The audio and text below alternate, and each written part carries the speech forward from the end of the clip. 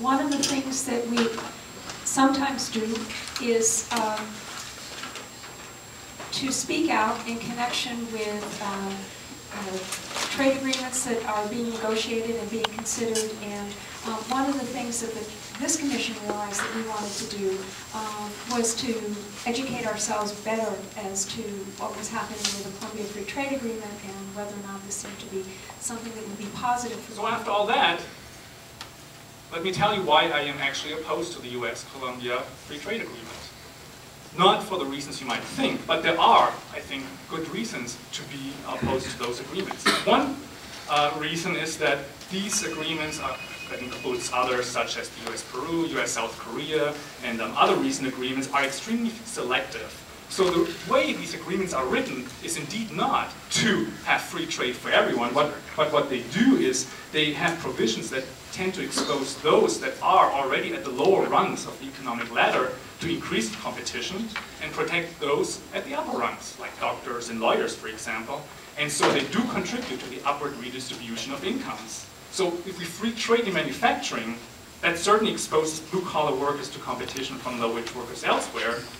But if we at the same time write into these agreements strengthening of patent and copyright protections, then what we do is we limit such competition for white-collar workers. So suddenly, in these last few years, both the US and Canada have become extremely interested in the particular case of Colombia.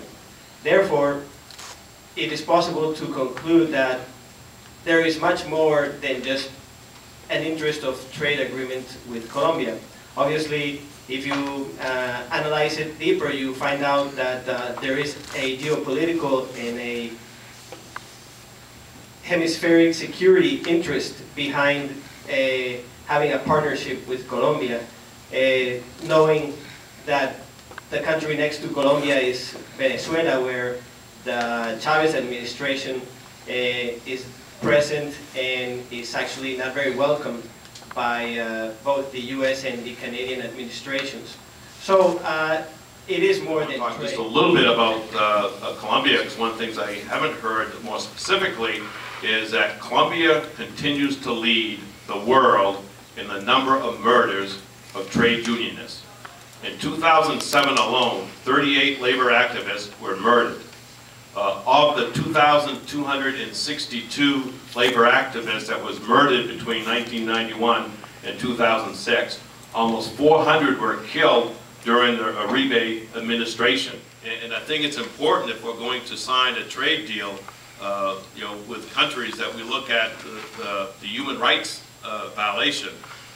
And by signing a trade deal with Colombia, saying that they're cleaning up their act, or they will clean up the act, is not the way to go, because there's no incentive for them to do that.